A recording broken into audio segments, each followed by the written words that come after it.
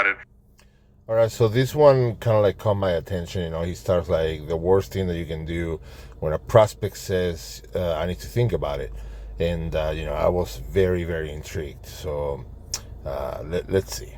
Is give them more things to think about. Seriously, that's exactly what most salespeople do. After being inside of thousands of people's homes and conducting thousands of sales calls, I found that I need to think about it is probably the most misunderstood objection in sales. Because I am very, very intrigued by what this guy is going to say. I'm gonna be transparent with you guys, okay? You know what? I was going to paint this picture in a total different way, but I'm just going to be transparent with you guys. I already watched this video. A lot of times when I watch a video, I started and then I'm like, you know what? I'm just going to make a video of this and be naturally surprised. This one I already watched, okay? I'm gonna give you the heads up. This guy totally disappointed me big time, but you'll see why. it's usually not the objection. It's the placeholder. People don't wake up that morning thinking, if I don't want to buy, I'm going to tell the salesperson I need to think about it. Interesting. That's a cool take. They're feeling something they can't quite articulate. Maybe it's they're unsure about the investment or they don't fully trust that it'll work. Completely agree. Nobody wakes up in the morning saying, I'm going to tell my salesman I need to think about it because, nobody, it's something that they use as a shield and it happens naturally. So far, we're in full agreement, and that's why I have so much hope for this video. Or that they're afraid of making a bad decision. Maybe they need someone else's opinion. But instead of unpacking all that, the default to the safest sentence in sales is, I need to think about it. Here's where most reps lose the deal. They go right back to presentation mode. And so far, again, we completely agree. That's what most people do. They go right back into selling. Like, dude, the selling is over. Right now, we're in the closing stage. Selling is over. Stop selling. We're trying to close this. We're trying to get these people, on the schedule, and we're trying to get them to move forward. Or let me rephrase that. We're trying to help them make an educated decision so that they can move forward and get their project taken care of, hopefully by you and the company that you represent. And I'm hoping that you and the company that you represent are good, and you're going to do right by these people. Let's see a little more. More features, more benefits, more talking. But if talking solved uncertainty, they would have bought the first time you explained it. Think about smoke coming from under a door. You don't See, that was such a cool point right there that he made. stand there arguing with the smoke. You find out what's burning. I need to think about it. Is the smoke? Your job is to find the fire, because average reps fight symptoms. Elite reps will find causes. And this was the moment in which I'm like, oh, that was a cool analogy, but I like the symbolism, but for those fans of Wundak Saints, they'll get the joke. But anyway, this was the moment in which I started to notice. I'm like, I think he's going to go for the typical. He's going to go for the typical shit. Here's exactly what I say. That's completely fair. Let me ask you something. What specifically do you feel like you still need to think through?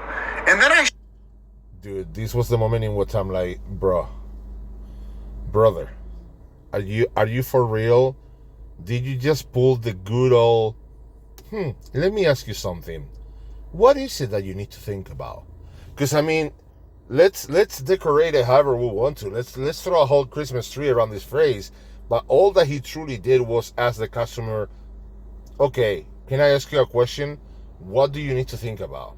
That's like, I don't know, man. I think that's like a kid knee-jerk reaction to, like, let's say that, you I don't know, you do an experiment in which you get a 13-year-old kid, and you try to get him to sell something, sell a car, sell some windows, sell a roof, whatever it is, and the customer tells the kid, well, I need to think about it. What do you think the kid is going to respond in this experiment?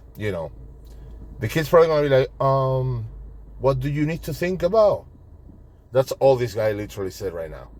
He decorated it, he made it a little more quote unquote interesting, but That's literally all he said. I'm like, are you for real? Like, shut the hell up. This is where most pet reps will get uncomfortable. They ask great questions. the shut the hell up thing is for real. That's for real. Like when you ask for the close, when you ask a question, shut up. You know, just be quiet, let the customer speak. And then answer it for the prospect out of straight anxiety. Don't. Silence is one of the highest paid skills in sales. People will almost always tell you more if you just give them a few seconds. If they still say, I don't know, I just need some more time, I'll narrow it down even further. No problem. Usually when someone tells me that, it's one of four things. Oh no. No, not the one of four things. Please, no. Investment, the solution itself, the timing, or someone else needs to be involved.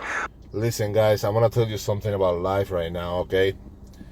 Hold on to your steering wheel or hold on to your chair. I don't know where you're at right now.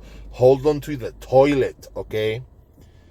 What he's doing right now, the whole thing, when people tell me they need to think about it, it's usually one or four things. Listen, that works in the movies, okay?